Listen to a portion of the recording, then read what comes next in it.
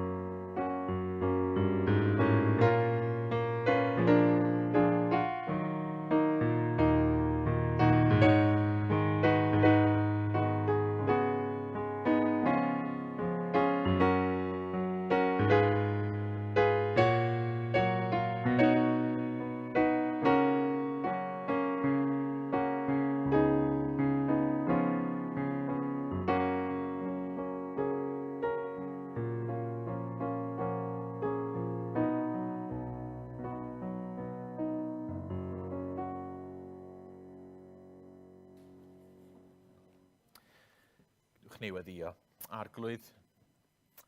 Da ni am i'r clod a'r parch, a'r mawl a'r bri gyd fynd i denw di rwan. Ti sydd yn heiddi y clod, ti sydd yn heiddi y mawl, ti sydd yn heiddi y bri, Dad. Da ni eisiau gweld ti'n cael y clod yn y byd o'n cwmpas ni, Dad. Da ni eisiau gweld ti'n cael y clod y Mangor, Dad. Da ni eisiau gweld mwy a mwy o bobl yn dod i sylweddoli faint wyt ti yn eu caru nhw. Amen. Wel, blant, ydych chi'n dod ymlaen? Os gwelwch chi fod yn dda? Lovely. Great. Chi'n excited? Yeah? Excited. Ysgol di gorffen? Pethefnos i ffwrdd? Yeah. A ydych chi'n cael amser yma'r tywydd yn neis allan y fanna, dydy? Hefyd. Gwych. Reit, ta. Weithiau mae'n ben blwydd yn dydy ar bobl a dwi'n rhoi adnod i fyny. Ond dwi'n meddwl bod hi'n ben blwydd arbennig ar un o'n chi wrthnos yma. Gobeithio ddim, neu fyddi wedi anghofio. Ond beth ydy'r anreg gorau ydych chi rioed wedi cael? Beth ydy'r anreg gorau ydych chi rioed wedi cael? Ydych chi gwestiwn anodd. Ydych chi'n cael anregio yn pen blwydd, neu ydych chi'n medru cael anreg dolyg? A weithiau, ydych chi wedi cael anreg am ddim rheswm sydd yn lyflu. Gyfodd Anna anreg am ddim rheswm wrthos yma yndo? Trwy'r post gan Anti. Lowri, beth yw'r anreg gorau ti wedi cael? Lego Yoda. Waw, briliant. Anna? Dew. Wel, na ti anreg da, ynde? Ie? briliant. Na ti ateb, ffantastig. Diwynyddol. Fysa ni medru siarad am hwnna am oriau, dwi'n siŵr. Ie, oce, da iawn. Cynan. Set Lego Jurassic Park. Waw. Dewi? Nintendo Switch. Nintendo Switch. O, gwych. Ben? Beic. Waw, ie. Daniel, beth ydy'r un gorau ti wedi cael? Scooter. Waw. Mae'n neis cael anrhegion yn dydy. Mae o'n briliant cael anrhegion. Wyddwch chi be? Mae Duw wedi rhoi anreg i ni. Ydych chi'n gwybod be di'r anreg yma Duw wedi rhoi i ni? Aran. Yr ysbryd glân, da iawn, ie. Mae wedi rhoi yr ysbryd glân yn arbennig i ni, ie. Dydy rhoi anreg arall i ni?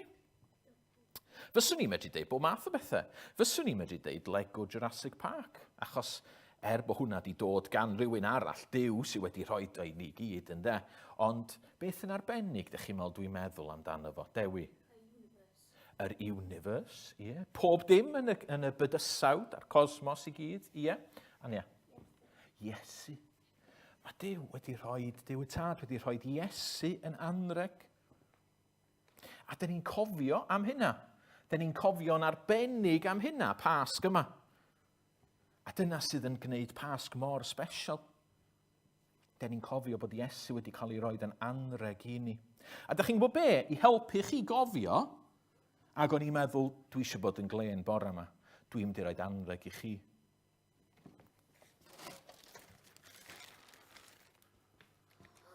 Dych chi eisiau anreg?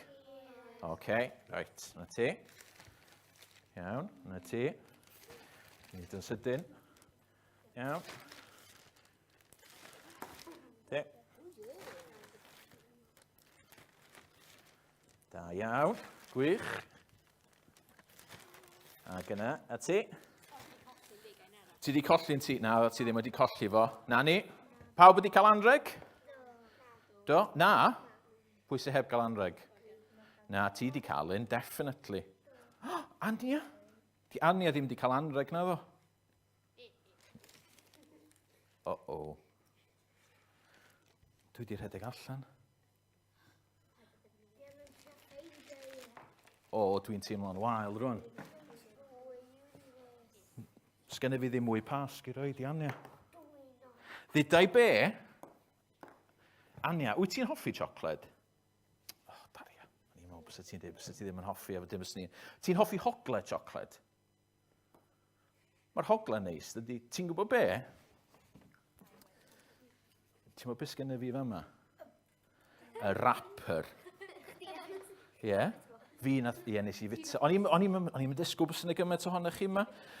Ti'n gwybod be? Na i roed y rapper i ti, a gei di hogle fo. Oce? A mae hwnna bron yn iawn, dydy. Ie, na ti. Oce? So gei di rapper yma na, a gei di hogle fo. Gret. Bril. Iawn ta. Reit, dwi eisiau chi aros yn fanna am funud bach. Peidiwch bita nhw eto. Oce? Ond dwi'n mynd i ofyn i Lydia ddod ymlaen rwan. A mae Lydia mynd i ddarllen i ni o'r Beibl, o Ioan, fe angel Ioan, a mae'n mynd i ddarllen i ni, mae'n mynd i fod fyny ar y sgrin hefyd.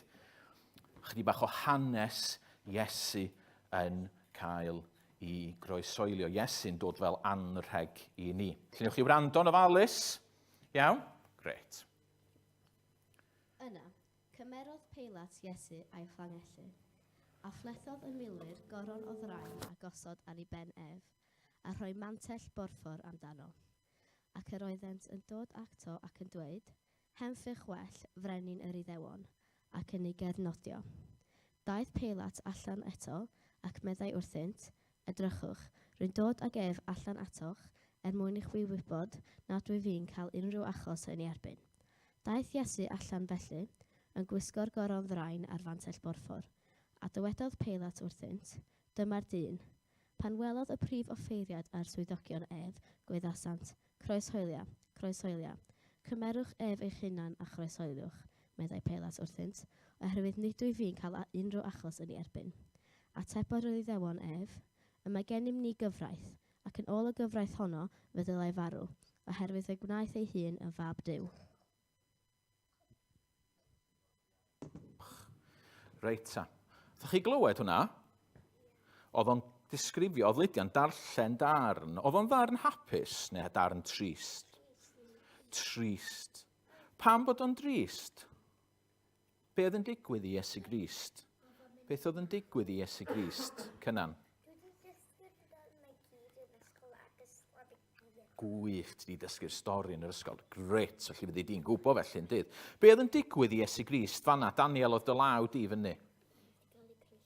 Oedd o'n cael ei groesoelio. Ac oedd o cynt, a be nathon nhw i Iesu Grist? Be nathon nhw cyn i groesoelio fo? Be nathon nhw? Ie, rhoi coron o ddrain. Siŵr o fod oedd y pren yn bren fel datus, maen nhw'n galw fo, dates. Chi'n bit o dates? Pren yla, efo pigau. Dych chi wedi cael pigau bach yn eich bys, mae'n brifo. Dych chi'n mwgwch cael pigau mawr mawr. Ac oedden nhw'n rhoi clogyn arno fo. Pam oedden nhw'n gwneud hynna, dych chi'n meddwl? I wneud edrych fel oedd o'n brenin go iawn. Dych chi'n meddwl oedden nhw'n meddwl bod o'n brenin go iawn? Na, be oedden nhw'n neud felly? Be oedden nhw'n neud, Lowry? Neud hwyl ar ei ben nhw. Ydych chi'n meddwl bod hwnna'n anreg od gan Dduw? Ie? Mae'n anreg od iawn iawn gan Dduw, yn dydy? Beth o Dduw yn neud yn rhoi Iesu Grist i ni? Just fel nath Ania cael da iawn. Ie. Mae'n edrych yn od iawn. Hynny, fysa ni'n medru meddwl, wel, pam na fydde Duw y tad yn rhoi Iesu brenin mawr? Dim coron cocsio sy'n brifo fo, ond coron go iawn ar ei ben. Fysa hynna'n gret yn bysa, ond ni dyna nath Duw wneud. Pam dych chi'n meddwl oedd yn rhaid i Iesu ddioddef fel yna? Pam dych chi'n meddwl oedd rhaid iddo fo ddioddef, Dewi? Mwyn yn achub ni, da iawn. A felly, bod o'n edrych yn ofnadwy, ac bod o'n stori ycha fi, a mae'n stori eitha upsetting, mae'n newyddion da iawn iawn yn efo. Rwan ta Ania, nes i, dwi'n gwybod, fes i chdi bach yn gas efo ti'n do. Yeah? Ond, peidwch poeni nes i ddweud wrth Ania flaen llaw. Ania, beth nes i roed i ti? Darn o rybys. Neu di agor y darn yna o rybys?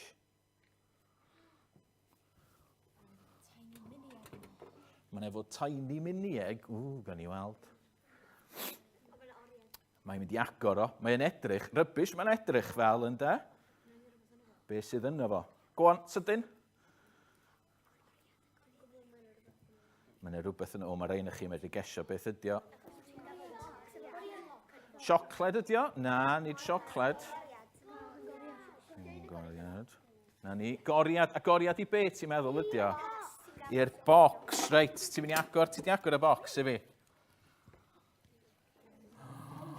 A be sydd mewn yn y bocs?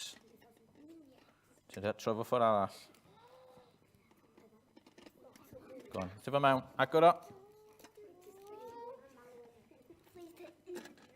Agor o fyny. A be sydd yna? Waw.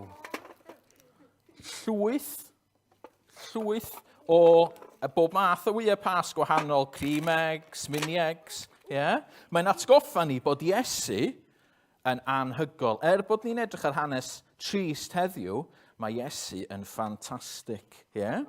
Rwan, sa gamna ti gafodd y goriad, gyd i heina, gyd i ddewis beth ti'n mynd i wneud efo nhw wedyn.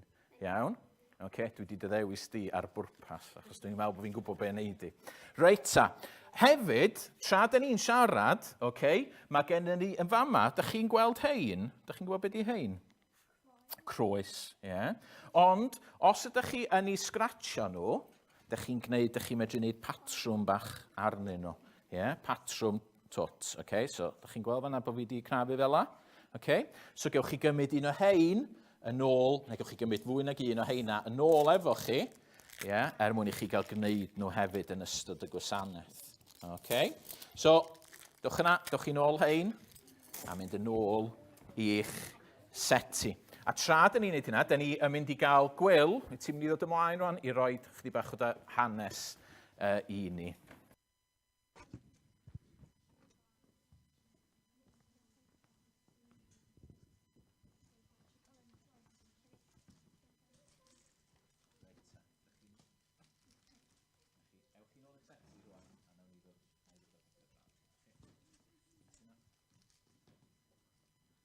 Wel, bore da. Dwi wedi cael ordors i siarad chydig bach yn uwch, achos dydy pawb ddim o hyd yn gallu clywed. Gael ordors gan yn had. So, mae Steff wedi gofyn i fi i rannu yn ystiolaeth gyda chi bore yma. Ac o'n i'n meddwl be fysyn ni'n dweud. Ac o'n i'n meddwl yn syml iawn, sy'n ni'n disgrifio fy hun fel rhywun sydd wedi gwneud llawer o bethau na ddylse fe wedi wneud, ond yn rhywun sydd â'i obaith yn Iesu Grist. Na i jyst gymeryd y Beibl dylia. Nes i ddod i weld yn y Beibl fod Duw wedi gosod diwrnod lle fysa rhaid i ni gyd sefyll o'i blaen nhw.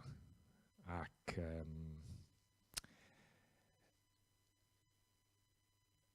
roeddwn ni'n sylweddoli bod fi wedi gwneud llawer o bethau na ddylswn ni wedi, fel pawb, gwneud mwy o bethau efallai na rhan fwy o bobl. Ac efallai bod fi a'r brydiau a pobl yn gyffredinol yn trivialise y pethau hynny, ond ni'n gweld yn y Beibl bod Duw yn sicr ddim yn trivialiseio'r pethau yma. Ac felly o'n i'n gweld bod fi mewn lle peryg i ddweud y gwir. Ac wrth edrych ar y Beibl, o'n i'n gweld bod Duw yn berffaith a bod o ddim yn mynd i edrych ar gwilym, yn enw i di gwyl, a dweud efallai, o dyna ni, o ti'n ifanc, pan nes ti'n neud y pethau yna, neu ti wedi neud rhai pethau da hefyd. Fysa hynny newid dim bod Duw yn berffaith, ac fel barnwr perffaith, fod rhaid iddo fo ddelio gyda'r pethau yna dwi wedi wneud. Ac eto yn y Beibl, mae rhywun yn gweld yn glir bod Duw wedi trefnu ffordd i ddelio gyda hynna. Bod o wedi danfon i fab sydd yn cymeryd yr holl bethau ycha fi yna. Rydw i wedi gwneud, pethau yna dwi wedi meddwl, dwi wedi deud clwyddau, dwi wedi dwy'n pethau bach. Dwi wedi bod yn flin gyda pobl am ddim reswm, fel llawer ohono ni, wel ni gyd. Ond bod Duw wedi cymeryd y pethau yna i gyd, a gosod nhw ar ei fab, ac wedi cosbi y pethau yna ar ei fab. Ac yn union fatha bod mewn llys barn, ac efallai y barnwr yn edrych arna i ac rhestr mawr o bethau dwi wedi wneud ac yn dweud ti'n euog yn hyn i gyd. Ond mae yna rhywun wedi dod i fewn a wedi talu'r ddyled drosto ti. Ti'n euog, ond mae gyd i fynd. Ti'n rhydd i fynd. Ac dyna ydy bod yn Gristion. Ydy rhywun sydd yn sylweddoli bod e wedi torri'r rheolau Duw, ond bod y newyddion da, yr efengil sydd yn newyddion da, bod Iesu Grist wedi talu'r ddyled. Ac mod i yn euog, fod yna feddeiant i fi trwy yr hyn mae Iesu Grist wedi gwneud. Ac wedyn, i gredu ac i bwyso ar Iesu Grist, ac i edifarhau, i beidio cario ymlaen, gwneud y pethau hynny, sydd yn tristau Duw, ond mae Duw yn addo rhoi yr ysbryd glân i helpu ni, unwaith da ni'n credu, ac yn siarad gyda ni, ac yn procio ni, ac yn cyfeirio ni i geisio byw y bywyd i blesio Duw. Nath rhywun esbonio fi unwaith fatha bod ni mewn awyren 10,000 metres high, a mae'r awyren am di grasio. Ac plan efallai rhai ydi trio helpu hunain efallai drwy neidio allan ar awyren a fflapio'i breichiau. A mae Duw yn gweud, pidiwch yn neud hynna. Allwch chi ddim helpu'ch hunain. Rhowch y parasiwt arno. Dwi wedi paratoi parasiwt ar eich cyfer chi. Rhowch y parasiwt arno. A dyna di Iesu Grist. Mae wedi paratoi, mae wedi rhoi rhywun ar ein cyfer ni i wneud yn siŵr bod ni'n saff. Felly, felly, so mae'n fraint i sefyll mae bore yma. Gweitha, mae yna lawer cyfnod yn y mywyd i gynnau. Dwi'n cael y llyfr i ddweud y gwir, dwi'n eisiau meddwl am rai ohonyn nhw a cywilydd ohonyn nhw, ond dyna di'r newyddion bendigedig am yr Efengyl, bod pawb yn gallu dod a cael ei golchi, bod yna rhywun sydd yn talu deledio nhw. Ac felly mae yna dangnefedd hyfryd o feddwl, beth bynnag sy'n digwydd ar diwedd yn taith, a fyddwn ni'n gallu mynd yn saff i'r nefoedd oherwydd bod y dyled wedi dalu. A'r hyn sydd ychydig bach yn fydd y nefoedd yn llawn o bobl fatha fi rybys mewn ffordd, rybys o ran ein hunain, ond bobl sydd wedi cael ein glanhau, y ddyled wedi chlirio. A'r tristwch mewn ffordd ydy fydd yna bobl sydd wedi gwneud pethau llawer gwell na fi. Ddim yn y nefoedd, oherwydd bod eu dyled nhw dal yn outstanding. Felly fyswn ni'n, os oes yna rhywun yn gwrando adre sydd ddim yn siŵr, sy'n ni'n chanwch i redeg at Iesu Grist. Does yna neb wedi gwneud, mae unrhyw un sy'n nabo fi yn gwybod bod fi wedi gwneud llawer peth na ddylswn ni wedi gwneud. Ond mae yna groeso i bawb i ddod at Iesu Grist a wneud am troi neb i ffwrdd. Ac sy'n ni'n chanwch i felly i droi at Iesu Grist, i gredu yno fo, pidio pwysio arnoch chi eich hunain. Dio ddim yn mynd i weithio, rhowch y parasiwt arno. Credwch yn Iesu Grist, a chadwedig fyddwch.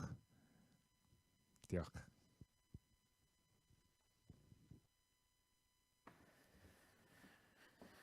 Diolch Gwyl. Yn gret clywed. Da ni gyd yn bobl wahanol, da ni gyd wedi methu mewn gwahanol ffyrdd, ac eto mae Iesu wedi'n hachub ni. A dyna sydd yn ffantastig am yr Efengyl, dyna sydd yn ffantastig am newyddion da Pasg, a dyna sydd yn ffantastig am Dduw. Mae Dyl, wan yn mynd i ddod ymlaen, i ddarllen i ni fwy o'r hanes o Iesu yn cael ei groesoelio.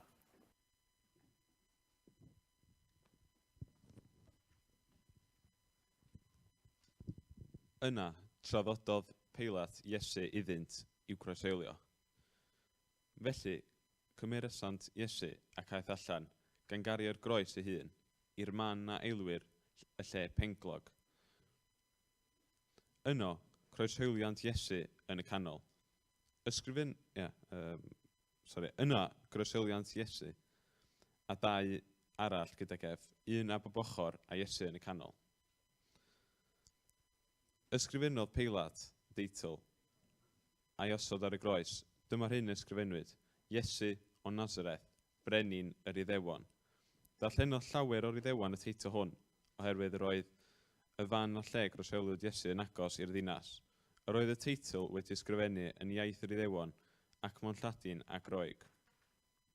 Yna, medde'r prif offeiriad yr Iddewon wrth Peilat, paid ag ysgrifennu brenin yr Iddewon, ond yn hytrach dwedodd ef, brenin yr Iddewon wyf fi, atebodd Peilat, yr hyn ysgrifennais a ysgrifennais.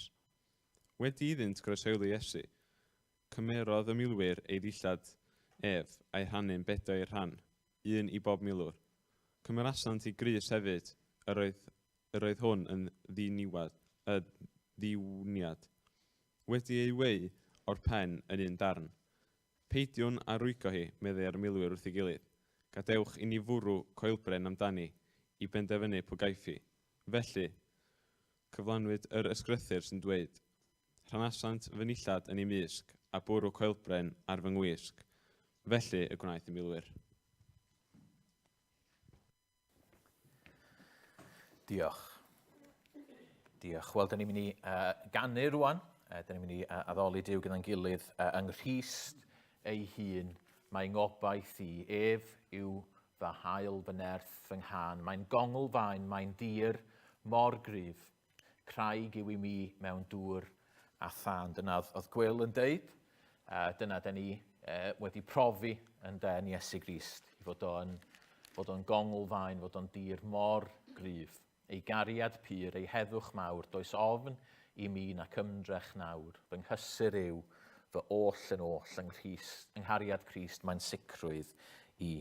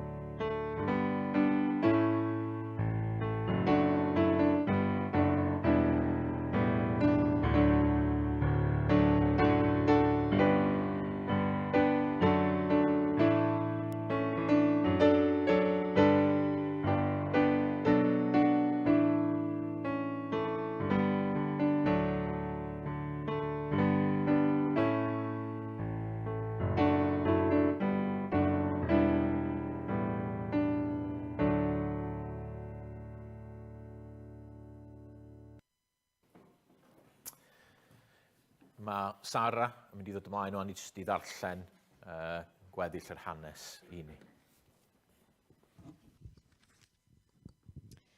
Ar ôl hyn, yr oedd Iesu'n gwybod bod pob beth bellach wedi orffen, ac mwyn i'r ysgrythu'r gael i'w chyflawni, dywedodd, y mae arnaf syched.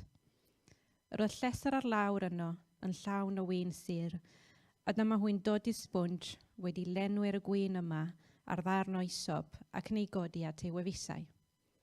Yna, wedi iddo gymryd y gwin, dywedodd Iesu, gorffenwyd. Gwirodd ei ben, a rhoi fyny ei ysbryd.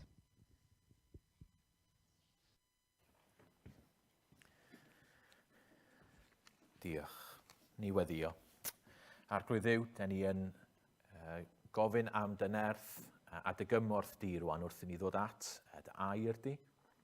Da ni'n gweddio ac yn ei siarad gyda ni trwy dy air. Da ni'n credu, Dad, bod dy air di'n bwerus, nid oherwydd bod yna rhywbeth yn efo'i hun, Dad, ond oherwydd dy fod ti'n ei ddefnyddio fo. Bod ysbryd glân di yn gweithio trwyddo fo. A felly, arglwydd Dduw, Dad, da ni'n gofyn, plis siarad efo ni rwan, trwy dy air. Da ni'n cyflwyno unrhyw un sydd adre yn gwrando hefyd ac yn gweddio byddi di gyda nhw. Ac yn agor i'w meddyliau, i'w llygyd nhw, ond yn arbennig i calonau nhw, i weld gymaint wyt ti'n ei caru nhw. Ac i ddeall yr hyn da ni'n edrych arno fo. Amen. Iawn, wel, gwyd, allwn ni roed yr golau ymlaen? Lyflu. Diolch ti. Gret, na ni. Da ni yn parhau y bore yma, da ni'n edrych ar Ioan, Efengil Ioan. Da ni wedi bod ers dechrau'r flwyddyn yn fflio trwy yr efengil yma, y ddogfen hanesyddol yma. Da ni'n gwybod bod yna nifer o ddogfennau hanesyddol am Iesu Grist yn y Beibl a tu allan y Beibl hefyd. Ond da ni'n arbennig yn edrych ar Efengil Ioan. Ac fel Cristnogion, da ni'n credu mae hwn ydi gair Duw i ni. Ac felly, da ni wedi bod yn edrych ar sut mae Ioan yn disgrifio Iesu Grist i ni. Jyst un atgoffa ni, oedd Ioan yn ddisgybl. Oedd o'n un o ffrindiau agosaf Iesu Grist. Mi'n ar efo dreulio amser gwynidogaeth Iesu Grist efo fo. Pan oedd Iesu mynd o gwmpas yn pregethu, yn gwneud yr pethau rhyfeddol yma, oedd Ioan yna yn llygad dyst. Ac mi welodd Ioan y pethau sydd yn digwydd yn ymhenod 19, y benod da ni wedi bod yn edrych arno fo heddiw. Mae o'n cael i sôn amdano fo hefyd, nid yn yr rhan yma da ni wedi ddarllen, ond yn yr rhannau eraill. Ac mi welodd o yr eglwys yn tyfu hefyd. Wedyn, mi welodd o'r eglwys yn tyfu. O'r criw bach yma, o'r sefyllfa erchyll yma, lle mae'r groes, mae o'n gweld yr eglwys yn tyfu ac yn mynd i bob rhan, a mae o'n sgwennu yr efengil yma te diwedd i'w oes. Ac beth mae di bod yn deud drosodd a drosodd ydy i fod o'n hollol argyhoeddiedig mae'r dyn yma welodd o, y dyn yma gyffyrddodd o, y dyn yma i ryw raddau oedd yn edrych fel unrhyw un arall, ond oedd o'n hollol argyhoeddiedig i fod o'n dduw. Mae foedd mab Duw. Da ni'n gwybod, mae'r Beibl yn dweud fod Duw yn dad, yn mab ac yn ysbryd glân, yn dri ac eto'n un. Ac mae Ioan yn deud, mae Iesu o Nazareth, y person yma ydy mab Duw. Ac felly mae o'n mynd ymlaen i sgwennu. Mae'n sôn am y gwirthiau rhyfeddol, mae'n sôn am y ddysgeidiaeth rhyfeddol mae Iesu yn ei roed. Mae'n dangos sut mae Iesu'n delio gyda phobl gwahanol. Sut mae o'n caru pobl. Chi'n meddwl am sut oedd efo'r wraig o Samaria. Oedd cymdeithas wedi thaflu hi ffwrdd wir ac oedd wedi cael ei thaflu gan gymaint o ddynion eraill i ffwrdd ac eto mae'n ei charu hi. Mae'n dangos sut mae'n delio gyda pobl grefyddol. Oedd yn meddwl bod nhw'n well na phawb arall. Mae'n sefyll i fyny iddyn nhw. Mae'n dangos sut fath o arweinydd ydy Iesu. Da ni'n cael golwg yn y penodau cynt, da ni wedi cael golwg rhyfeddol yn do, ar sut o Iesu'n siarad efo'i ddisgyblion fo'i hun. A da ni'n dod at y benod yma, penod 19, sydd ddim yn benod neis. Da ni'n siarad efo'r plant yn doeddwn, dydy hon ddim yn benod braf o gwbl. Ac mae rhaid gofyn y cwestiwn, wel pam bod Ioan wedi rhoi y benod i mewn? Hynny ydy, gallai Ioan yn sicr fod wedi dweud, a da ni efallai yn gwybod, wel ie, oedd rhaid i Ioan sôn fod Iesu wedi marw, achos mae o'n mynd i atgyfodi. Ond eto, pan ydych chi'n meddwl, mae o'n rhoi llwyth o fanylion, a mae e fel sef o'n disgrifio lot o bethau yma, doedd dim rhaid iddo fo i wneud. Dydy Ioan ddim yn niwtral.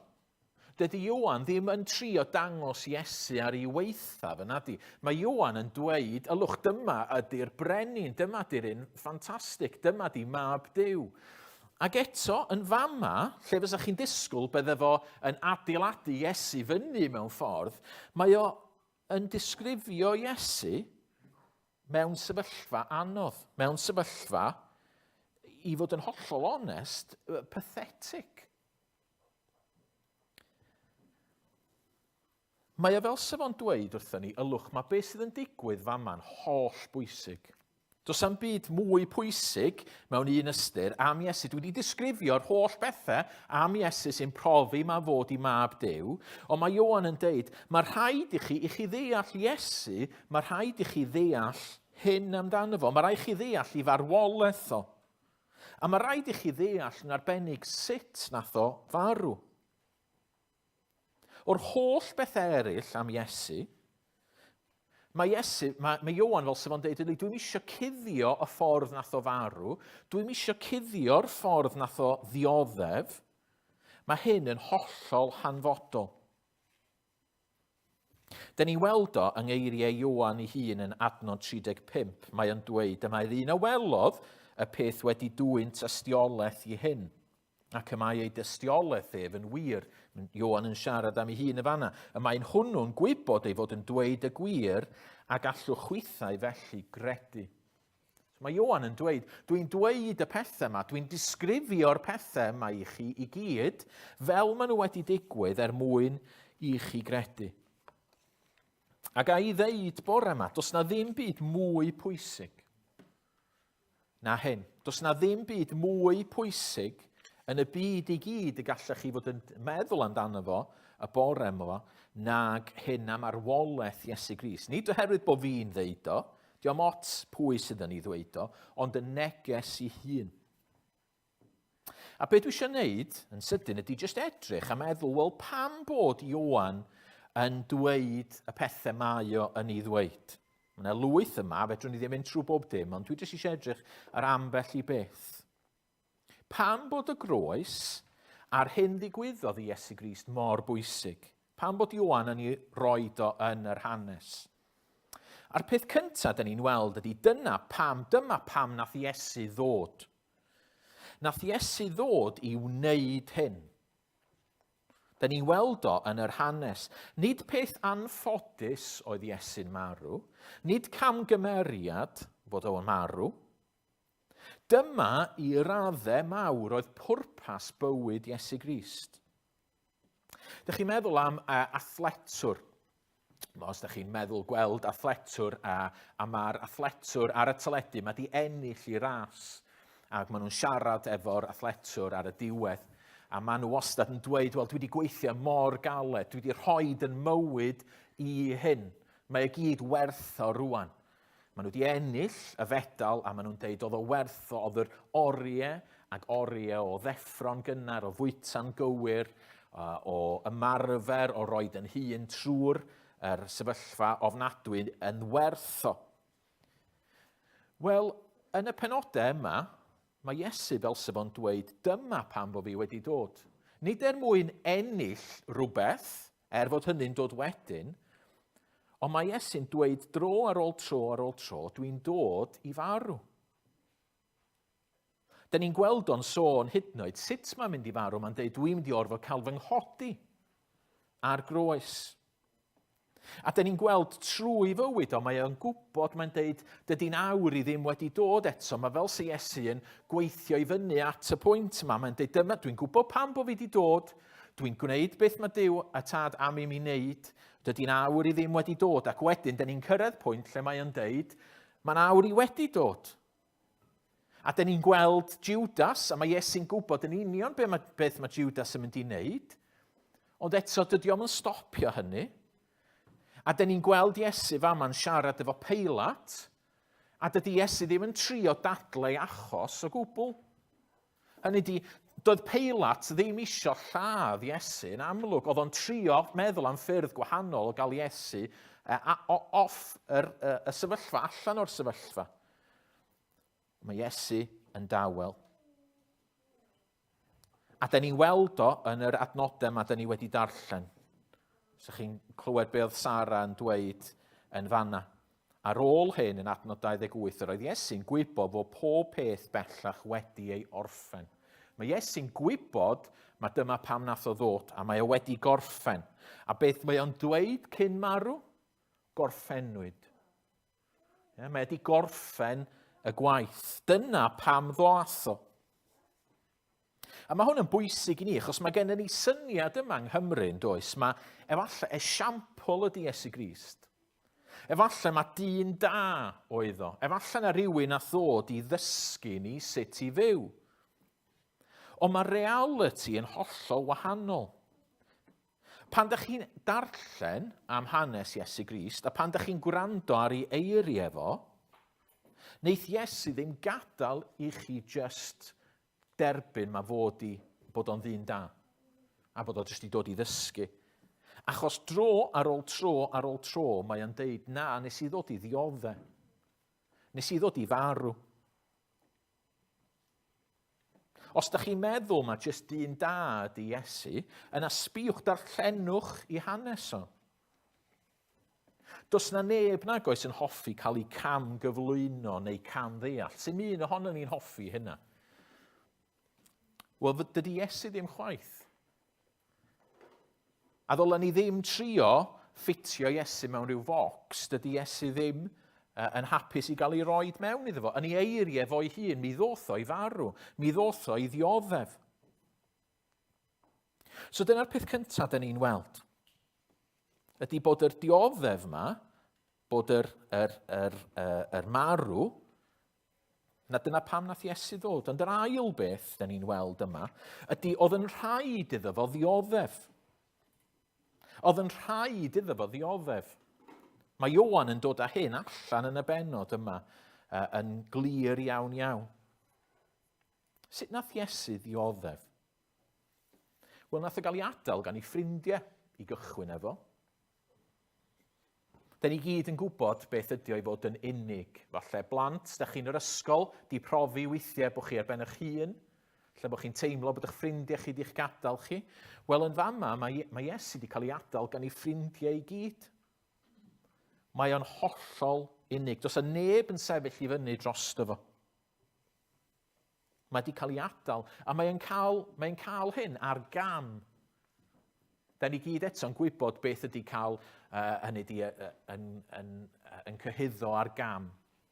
Mae Iesu yn cael yr holl beth yma ar gam. Diolch am di wneud dim byd o gwbl. Pobl yn deud celwydd amdano fo, pobl yn deud bod math o bethau amdano fo. A felly, da ni'n medru gweld y dioddefaint yn fanna. Mae'n dioddef yn gorfforol hefyd. Da ni'n gweld fod Peilat i gychwyn yn ei chwipio fo. Rwan oedd yna 3 math o chwipio adeg yna. A siŵr o fod, beth sydd yn digwydd i gychwyn efo, di mae Peilat just yn chwipio fo mwyn trio wneud rhyw fath o sioe ohono fo. Mae Peilat yn trio cael Iesu ffwrdd.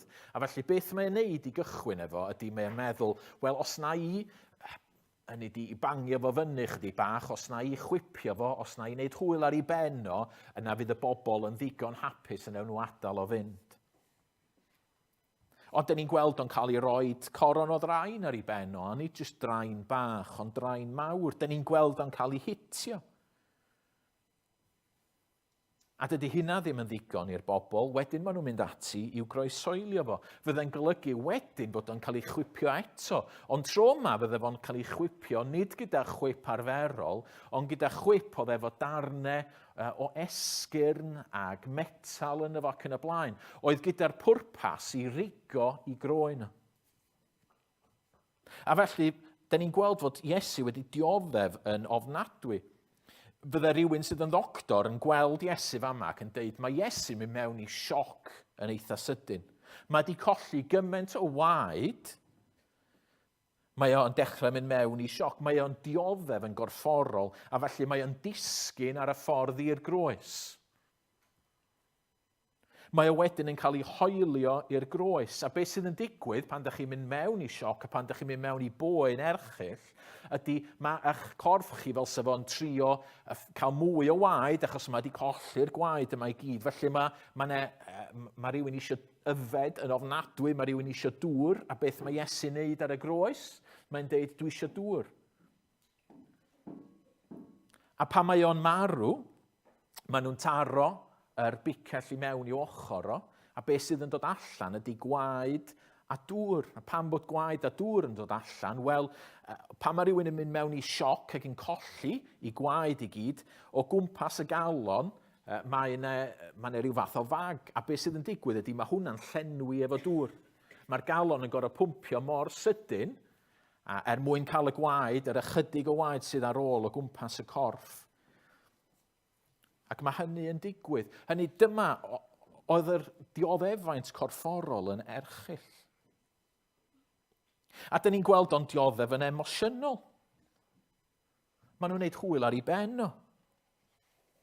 Maen nhw'n neud iddo fo edrych fel clown. Hynny dyna, dyn ni weithiau'n meddwl fel Cristnogion, a dyn ni'n meddwl, wel, ie, y goron o ddrain ar clogyn porffor yma. Oedden nhw jyst yn neud hwyl ar ei ben o. A dyn ni'n gwybod weithiau mae'n haws cael rhywun sydd yn bod yn gas efo ni, na hyd yn oed rhywun sydd jyst yn gwneud hwyl ar yn pen ni'n.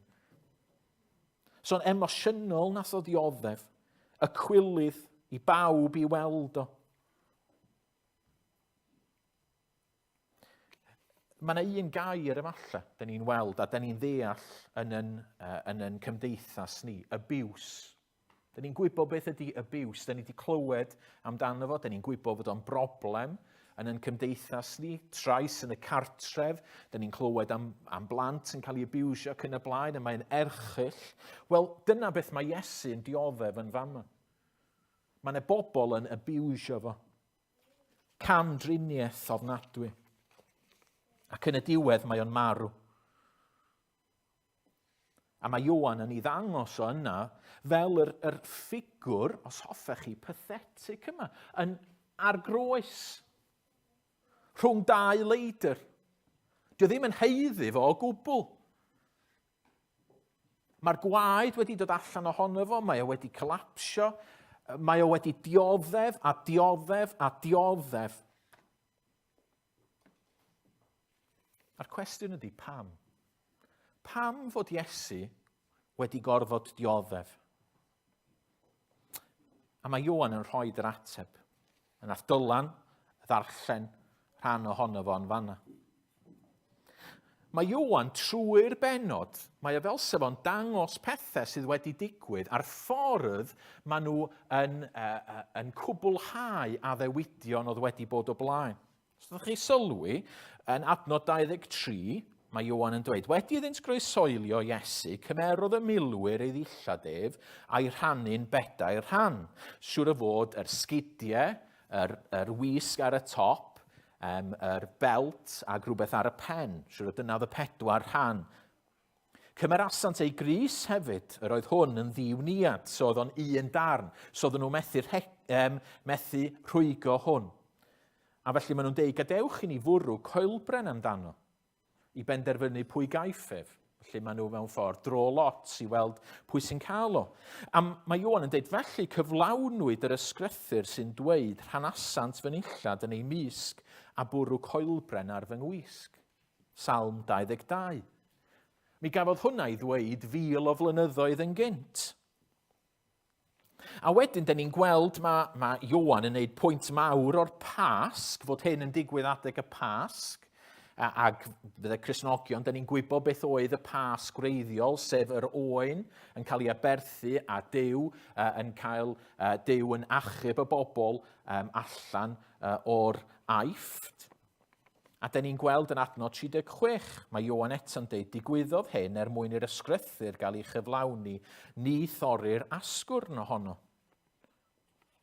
Ac mae'r ysgrythyr hefyd yn dweud mewn lle arall edrychant ar hwn a drawanwyd ganddynt. Eto salm o Exodus, o Secharia. So mae'r pethau yma wedi cael ei deud 1000 o flynyddoedd cynt, 500 o flynyddoedd cynt, oedd Secharia. Exodus, miloedd o flynyddoedd ynghynt. Oedd y peth yma wedi addo. Oedd yna gynllun mwy yn digwydd. Oedd cynllun Duw ar waith yma. Cynllun achubol Duw. Rwan, nid yn unig fod hwn yn stamp o ddilysrwydd beth sydd yn digwydd. Nid i, os fyswn ni rwan yn dweud, wel, mae rhywbeth yn mynd i ddigwydd mewn 1000 o flynyddoedd, nid dwi'n yn gwybod nad ydw. Ac eto, mae'r pethau yma sydd wedi cael eu proffwydo yn dod yn wir, so mae o'n rhyw fath o ddangos, wel, mae hwn yn wir, mae beth ni'n delio efo fama yn wir. Ond mae beth sydd yn digwydd hefyd, mae yn mynd reit yn ôl i'n dechreuadau ni. I lle dyn ni'n dod o. I beth mae Duw yn ei wneud yn y byd yma. Dyn ni'n darllen yn dechrau'r Beibl fod Duw wedi creu y byd yn berffaith, bod o wedi creu y byd yn arbennig, bod o wedi creu ni yn arbennig. A dyn ni gyd mewn ffordd yn adlewyrchu Duw. A bore yma, eich challenge chi, sbiwch mewn yn eich calonnau chi'ch hunan. Meddyliwch am Dduw, meddyliwch oes yna Dduw. A dwi'n credu fyddwch chi'n dod i'r casgad. Oes, mae rai bod yna rhywbeth, mae rai bod yna rhywun y tu allan yna. Duw ydy hwnnw. Ond eto, mae yna rhywbeth o'i le, mae yna rhywbeth o'i le gyda'r byd, mae rhywbeth o'i le gyda ni. A dyn ni'n darllen fod adda wedi gwrthod Duw. Bod Duw ddim wedi'n creu ni fel pobl, fel robots, jyst i ddilyn rhyw lwybr o ufuddhau iddo fo, oedd gennym ni ddewis. Ac felly, dyn ni wedi gwrthryfela, dyn ni wedi troi cefn. Oedd adda eisiau rheoli fo'i hun. Oedd o'n gwrthod yr un oedd yn gynnal o. Oedd o'n gwrthod Duw. Oedd o'n gwrthod yr un oedd yn rhoi pob dim iddo fo. Ac felly, mi ddoth yna ganlyniadau ofnadwy. Mi gafodd y byd i sbwylio. Mi ddoth yna bethau fel afiechydon i'r byd. Mi ddoth yna berthynas. Mi ddoth yna perthynas rhwng adda ac efa, rhwng dynion a merched, rhwng pobl a'i gilydd, cael ei sbwylio. A pethau ddechrau mynd yn anghywir. A dyma'r berthynas rhwngtho ni a Duw. Dorri hefyd. Ac felly, dyn ni'n gweld fod y byd wedi cael ei sbwylio yn llwyr, fod yr holl bethau ofnadwy yma, bod yr holl ddioddefaint yma wedi dod i mewn. A mae Duw yn cysau drygioni. Mae Duw yn hollol sanctaidd. A mae hwnna'n beth da. Hynny dychmygwch pe bai'r un sydd tu ôl bob dim yn un drwg. Da ni'n gweld ar hyn o bryd beth sydd yn digwydd yn Rwsia. Ac os di beth da ni'n weld ar y teledu'n wir, yna da ni'n meddwl, wel, mae Rwsia arferol, mae nhw mewn sefyllfa erchyll yn dydyn. Hynny di, mae gen nhw'r arweinydd yma sydd jyst mor ddrwg a sydd jyst yn dweud celwydd wrthyn nhw. Wel, dychmygwch os mae dyna'r math o dduw fysa tu ôl bob dim. Ond nid dyna'r math o dduw sydd gen ni. Mae gen ni dduw da. Mae gen ni dduw sydd yn fwy na da. Mae o'n berffaith. Mae o'n cysau drygioni. Ac mae o'n mynd i ddelio gyda drygioni. Mae o'n mynd i farnu drygioni. Fel oedd Gwyl yn deud, mae'n mynd i farnu drygioni yno ni. Unrhyw drygioni, nid jyst y pethau mawr, ond y pethau lleia. Mae safon o yn absolute. Ac felly mae uffern yn le real. Mae uffern yn lle lle mae pawb sydd yn gwrthod Duw yn mynd iddo fo, mae Duw yn dweud, os ydych chi'n gwrthod fi, mi gewch chi fyw hebddo fi. A mi wna i dynnu pob dim da oddi wrthych chi hefyd. A felly mae pob person ers adda efo'r broblem yma, da ni ddim yn adnabod Duw. Mae pob person o dan farn Duw. Ond da ni'n gweld reit ar y cychwyn fod Duw yn Genesis 3 yn addo person. Reit ar y cychwyn yna, mae o'n deud, mae yna rhywun yn mynd i ddod. Mae yna rhywun yn mynd i ddod i achub. A trwy y miloedd o flynyddoedd yr Hen Testament, mae Duw dro ar ôl tro yn dweud wrth bobl, mae yna rhywun yn mynd i ddod. Mae yna rhywun yn mynd i ddod i'ch achub chi. Y darlun rhyfeddol na di'r oen yn de. So pan oedd yr Israeliad eisiau mynd o'r Aifft, dyma Duw yn dweud wrthyn nhw, ylwch, mae rhaid i chi ladd oen a rhoi y gwaed ar y pared fel rhyw fath o aberth. Ac yn fanna mae o'n dysgu rhywbeth i'r bobl Iddewig, a wedyn mae'r aberth yn digwydd yn y deml, lle maen nhw'n dod a maen nhw'n cyffesu pechod. A mae Duw fel sy'n nhw'n dangos yn nhw, mae pechod yn serious, mae rhaid i rhywun farw. A mae rhaid i'r oen yma sy'n cael ei roed, fe dithom bod efo dim byd o'i le, fe dithom cael dim asgwrn wedi torri arno fo. A da ni'n gweld yn fama, mae Ioan yn dweud, sbiwch, hwn ydy'r oen, sbiwch, mae Iesu, does na'm asgwrn ar Iesu wedi dorri hyd yn oed. Yng ngeiriau Ioan ei hun, mae o'n dweud hwn ydy'r un sydd wedi dod i'n hachub ni. Ioan 3, 16-17. Do, carodd Duw y byd gymaint na sydd o roi ei unig fab, mwyn i bob un sy'n credu ynddo ef, beidio mynd i ddistryw, ond cael bywyd rhagwyddol. Oherwydd nid i gondemnio'r byd yr anfonodd Duw ei fab, ond mwyn i'r byd gael ei achub trwyddo ef. Mae Ioan yn dweud, hwn ydy'r un sydd wedi addo. Mae Duw yn delio gyda'ch problem chi. Mae Duw yn delio gyda'ch pechod chi. Dyma sut mae o'n gwneud o. A dyma pan bod rhaid iddo fo ddioddef. Ac os da ni ddim yn credu geiriau Ioan, o beth am geiriau Iesu Grist ei hun, yn Ioan 17. Oherwydd rhoddaist, iddo ef awdurdod ar bob un, Iesu sy'n siarad fama, mae'n dweud bod Duw di'r rhoid i'r awdurdod iddo fo, awdurdod i roed bywyd tragwyddol i bawb wyt wedi rhoi iddo ef. Yr hyn yw bywyd tragwyddol dadnabod di, yr unig wir Dduw, ar hwn anfonais ti, Iesu Grist. Mae Iesu fanna'n dweud, dwi wedi dod i roed bywyd tragwyddol. A nid jyst bywyd am byth ydy hwnna, ond bywyd nôl mewn perthynas gyda Duw. Ac felly nath Iesu ddod i fyw y bywyd perffaith yna, oedden ni methu i wneud. Mi ddaru fo fyw yn hollol berffaith, hollol ddibechod. Ac mi ddaru fo gymryd y gosb, doedd Iesu ddim yn heiddi y gosb. Ond dyma fo'n dioddef a dioddef a dioddef. Mwyn cymryd y gosb da ni yn ei heiddi. Dych chi'n gwybod mae pechod yn serious. Mae gwrthryfela'n erbyn Duw yn serious. Mae'n beth ofnadwy ac erchyll. Ond dyma beth mae Iesu'n ei wneud fama. Mae o'n cymryd, mae Duw yn ei gosbi Iesu Grist ar y groes. Ac fod yr holl ddioddefaint na o'n i'n disgrifio cynt yn erchyll, efallai mae'r peth mwyaf ydy fod y berthynas rhwng Iesu a'r tad yn cael ei dorri. Yn un o'r efengyl eraill, da ni'n clywed Iesu'n dweud, fy niw, pam wyt ti wedi ngadael i? Mae'r dioddefaint ysbrydol mae Duw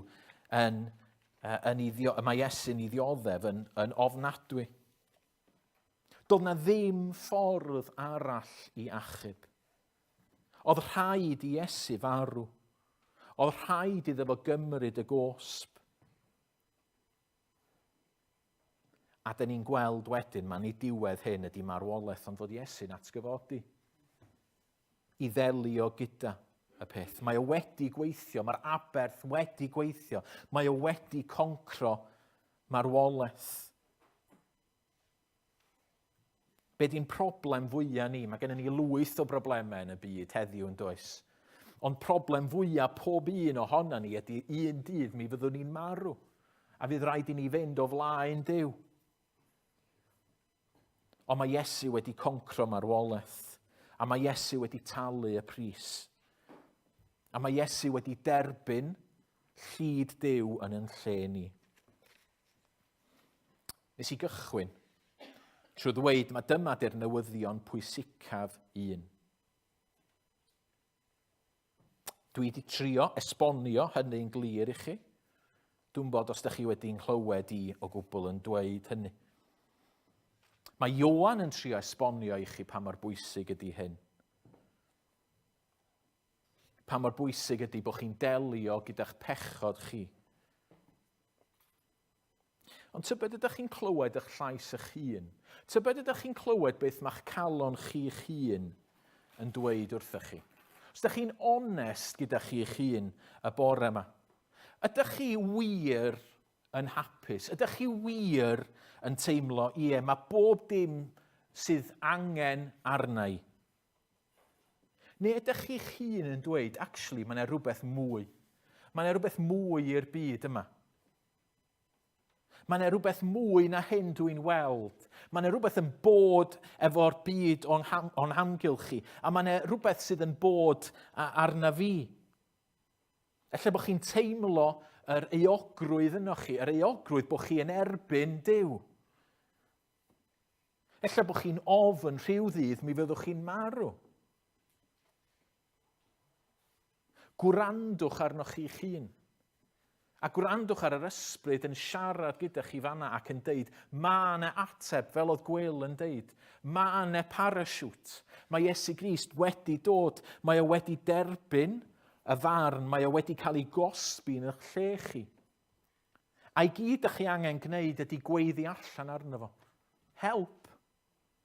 Sori, dwi'n gwybod bod fi wedi gwneud yn anghywir. Dwi'n gwybod bod fi'n heiddi cosb. Dwi'n gwybod bod fi'n heiddi barn.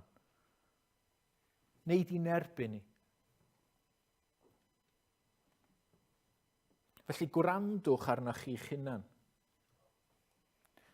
Ond yn olaf, gwrandwch ar Iesu. Mae'r byd yma'n lle caled. Mae marwolaeth yn real. Ond mae gennych chi grewr sydd yn eich caru chi. Mi atho i'r groes drostych chi. Mi ddaru fo ddioddef. Mi ddaru fo gael pobl yn gwneud hwyl ar ei ben o. Mi ddaru fo gymryd y gwarth. Mi ddaru fo gymryd y poen. Mi ddaru fo gymryd y tywyllwch. Mi ddaru fo wynebu colli berthynas gyda'i dad ei hun. A mi ddaru fo wynebu marwolaeth ac mi ddudodd o gorffennwyd. A mae yn deud wrthych chi, dewch ata fi bawb sy'n blinderog. Dewch ata fi bawb. Beth bynnag ydych sefyllfa chi, beth bynnag ydych chi wedi gwneud, dwi wedi delio efo fo. Does na ddim pechod yn rhy fawr. Dych chi ddim, neu dwi'n derbyn unrhyw un mae Iesu Grist yn ei ddweud. Felly gwrandwch ar yr arglwydd Iesu Grist. Gadewch i ni orffen trwy ganu. Trwy i ni ganu, Iesu, Iesu, rwyt ti'n ddigon.